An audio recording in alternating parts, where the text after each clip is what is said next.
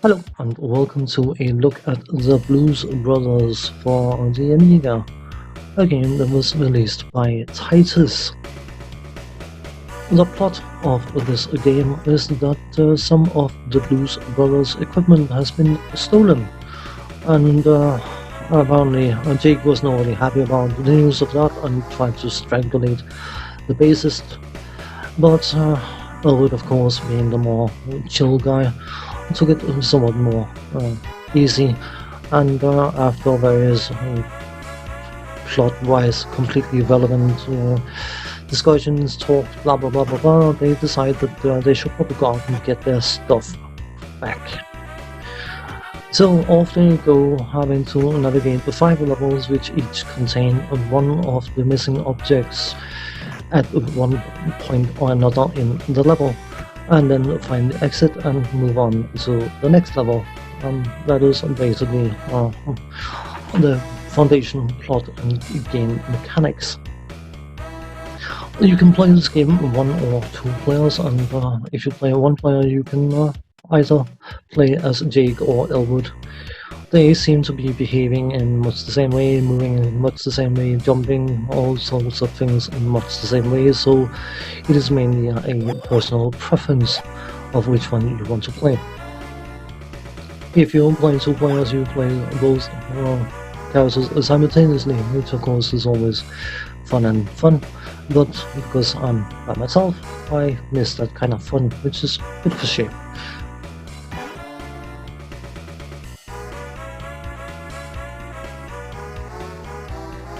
As I was saying, the missing objects are located on at one point or another in the level, and you basically have to scout around until you find whatever object it is that you are looking for. And once found, you don't have to pick it up again, which is always a good thing. It will be marked at the top of the screen as being found by being highlighted.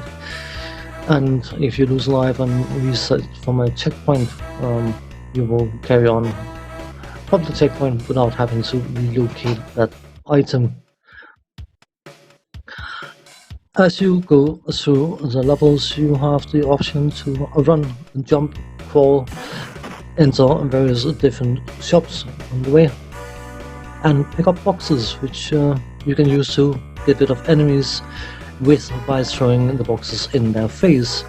And that is the only way you can get rid of enemies, so depending on how many enemies are present in a certain stretch, you may have to do some backtracking in order to pick up boxes in order to get rid of the enemies. You can jump over them, of course, but you will often find that a lot of the enemies are outright pains in the butt, so getting rid of as many of them as possible is definitely beneficial. As you go through the level, you will have various different pickups. You can find records, which if you pick up 100 records will give you an extra heart, of which you start with having 3 to a maximum of 5.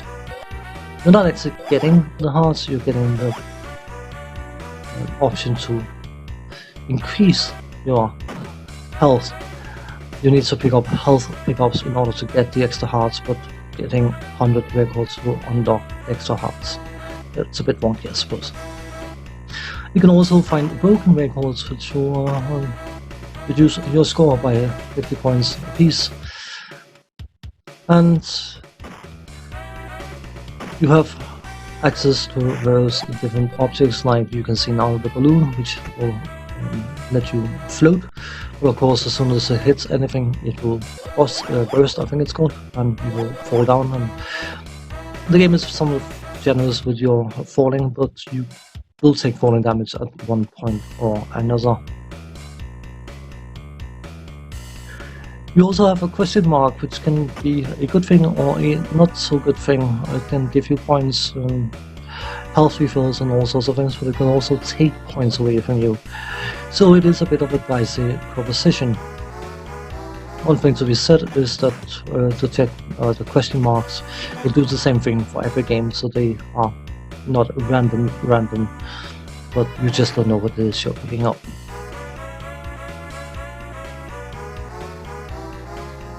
Let's do technical stuff.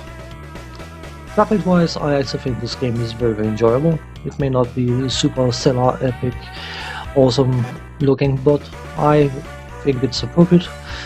The backgrounds could be more detailed and all that kind of stuff, but you can easily identify the two main characters and their enemies. They are varied and identifiable, so you know which type of enemy you are up against, which of course is described in the manual. And yeah, overall I think the graphics works perfectly fine, and I'm quite happy with the graphics. The sound effects, some of them are good and some of them are a bit obnoxious, but by and large I'm not unhappy with the sound. Which of course leads us into the music, which I think is overall very, very good. The controls are fairly accurate and fairly responsive even, but they can also feel a bit slippery, and I think that is due to the pacing of the game. I fully enjoy the pacing of the game. I quite like gameplay flow being somewhat fast, but I have also come to realize that it can make navigating certain areas very, very obnoxious, and it is a bit of a shame, really. The gameplay is a platform exploration, go-gather objects kind of thing, and as such it is definitely not bad.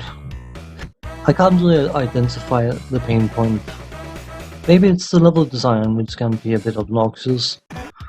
Maybe it's the fact that you can only get rid of enemies by throwing boxes at them, and not all areas feel like they have enough boxes to actually get rid of the amount of enemies you want to get rid of, resulting in you having to navigate around them by other means, which becomes tedious and obnoxious very quickly.